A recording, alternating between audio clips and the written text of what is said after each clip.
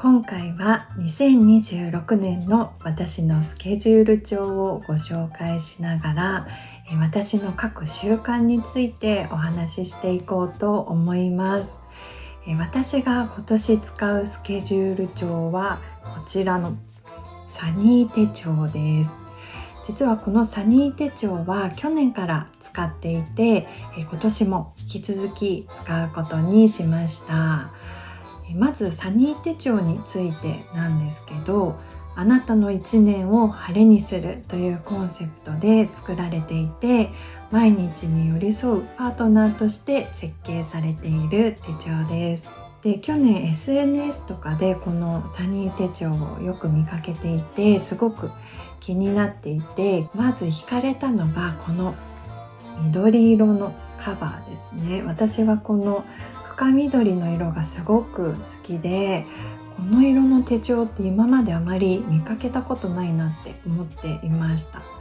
あとここのバンドがですね、これ水色なんですけど、このね緑と水色のね配色が可愛いなって思いました。で、毎年販売される色が違うようで、今年はこの深緑のカバーはなかったんですけど、他にも可愛い色のものがたくさんありました。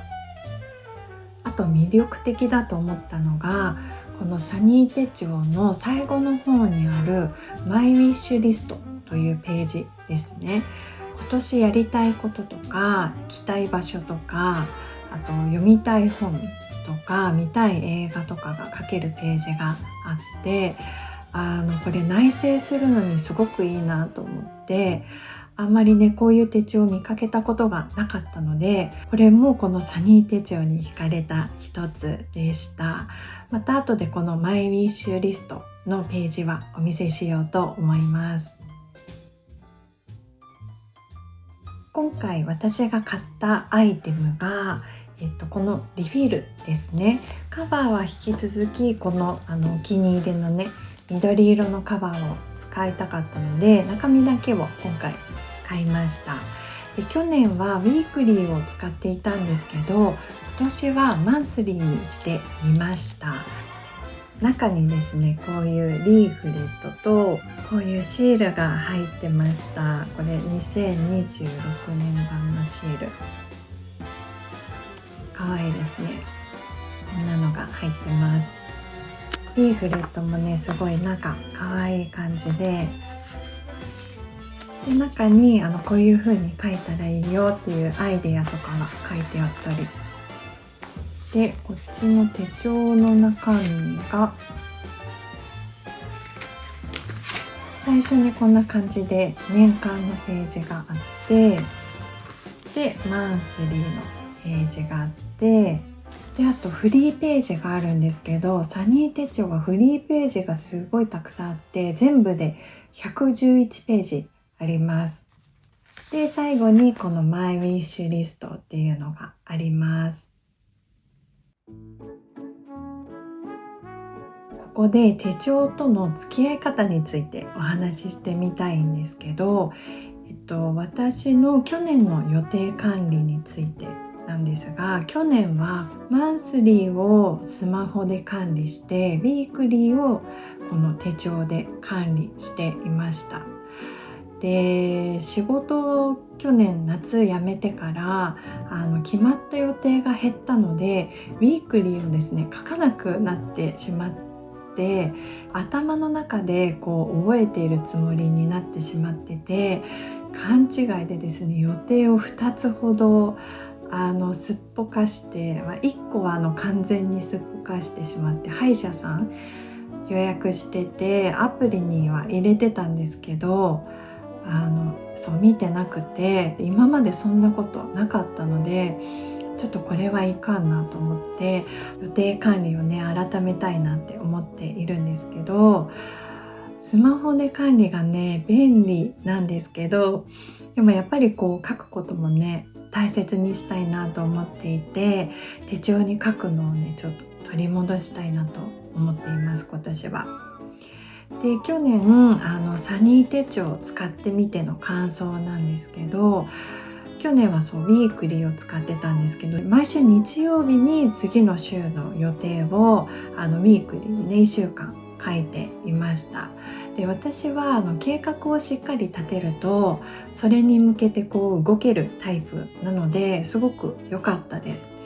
で、やっぱり予定をねこう週で見える化しておくと、ここまでにこれを終わらせておけば大丈夫だなっていうのもあって、すごくね安心感がありました。で、フリーページたっぷりねフリーページあるので、そこにその月のね振り返りを書いたりとか、できたことをね書いたりしてすごく良かったです。で、マイリッシュリストもこう今までね自分がどんな本を読んだかって記録したことがなかったので、覚えておくのにすごく良かったし、やっぱり内省するきっかけになるのがすごく良かったです。ただ私が面倒くさがりな一面もあるので、こう週のね予定を書いたり書かなかったりとか、あと結構ねそう書くことをね忘れてしまうことも多かったですね。で、そうやってるとこうちゃんと書けない自分ダメだなって思ったりとか、あとページが埋まってないと怠けてる感がなんかあったりして、なんかねこうちょっと使いつつもモヤモヤしたりしていました。で、そんな去年のことをね参考にしつつ、今年もね手帳実験をしていこうと思うんですけど、ウィークリーはちょっと埋めないといけない感が私は出てきちゃうので、今年はそうマンスリーのものをちょっと買ってみたんですね。で、今年もスマホと手帳と2つでやっていこうと思うんですけど、手帳の方ではその月の目標とかやりたいこととか、あとは YouTube のこととか、この月はこんな月にしたいなっていうこう全体像が見えるボードみたいな感じで使ってみようかなと思っています。こうなんかその月でやりたいこととか達成したいこととかが見える化できているとすごくいいなって去年思ったので、そう全体で見るっていうことも大事にしたいなって思っています。でもやっぱりその週でねやりたいことっていうのも考えておきたいので、去年ですね実は使っていっぱい余らせてしまったのがこのフリーページだったんですよ。そうですね、ウィークリーはフリーページが139ページあって、私28ページしか使ってなくて、すごくいっぱい余らせてしまったので、そうフリーページにちょっと週の予定を書いていこうかなと思っています。で、大切なのはこうどうやって習慣化させるかっていうところな気がしていて、手帳使われてる皆さんはこう手帳時間とか手帳のこう習慣みたいなものってどんな風にされていますか？去年は朝に手帳を開くようにしていたんですけど、朝もねいろいろやることがあってついね後回しにしちゃうんですよね。朝そう夜の方が時間はあるにはあるんですけど、やっぱり朝の方が頭はクリアなので朝の方が向いてるのかなって思いつつ、早起きすればいいんですけどね、今そう寒いからもぞもぞしちゃって朝ね時間がちょっと足りなくなったりするんですけど、こう毎日ね、少しパラーっとね見て、そうだここ書いとこうみたいなのができたらいいのかなって思ったりしています。あとは埋めることを目標にしないこと。なんか私は結構書いてて誤字とかをするともやっとしちゃったりするんですけど、もっとねこう気軽に書こうとすることがいいのかななんて思ったりします。で、最後にですねマイウィッシュリストのページをちょっとお見せしようと思うんですけど、これね結構見るとねワクワクするので私はすごく気に入ってるんですけど、こちらマイウィッシュリストですね。なんか仕事とかお金とか好きなこととか内面のこととかで今年やりたいなって思ってることとかを書くページ。あとはマイワールドマップ。こちらは海外で行きたいところですね。書いておくマップで、マイジャパニーズマップで日本で行きたいところ。あとは去年私ここいっぱい書いたんですけど、マイブックリスト。今年もねこれたくさん書きたいなと思います。去年は21冊、漏れていなければ21冊去年読んでるんですけど、今年は、何冊読めるでしょうか。あとは、マイウォッチリスト。去年はなんと1個しか書いていないという、今年はもうちょっと映画を見たいなって思ったりとか、あとはマイスポットリスト、行きたい場所と、あとマイショッピングリスト、欲しいものをね書く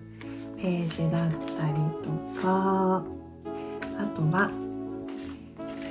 マイトレジャーリスト。ここは嬉しかったこととか感動したこととか、こう忘れたくない出来事を書いておくページです。心の中で良かったなって思って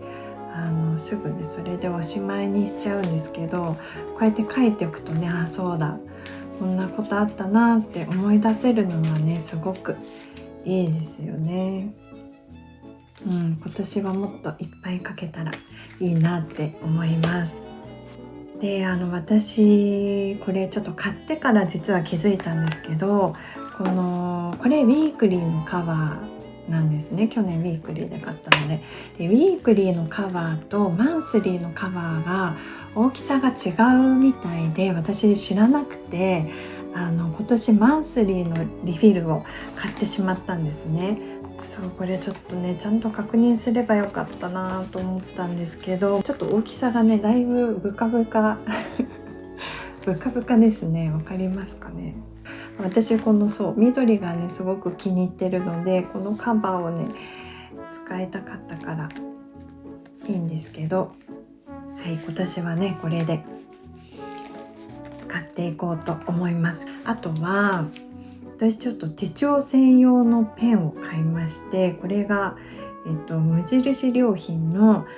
こすって消せるペンなんですけど、ブルーブラックっていうネイビーっぽい色のペンを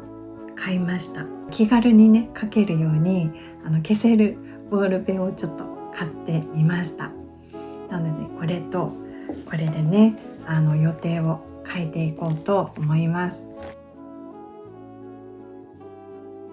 はい、ということで今回は私の2026年のスケジュール帳、そして各習慣についてお話をしてみました。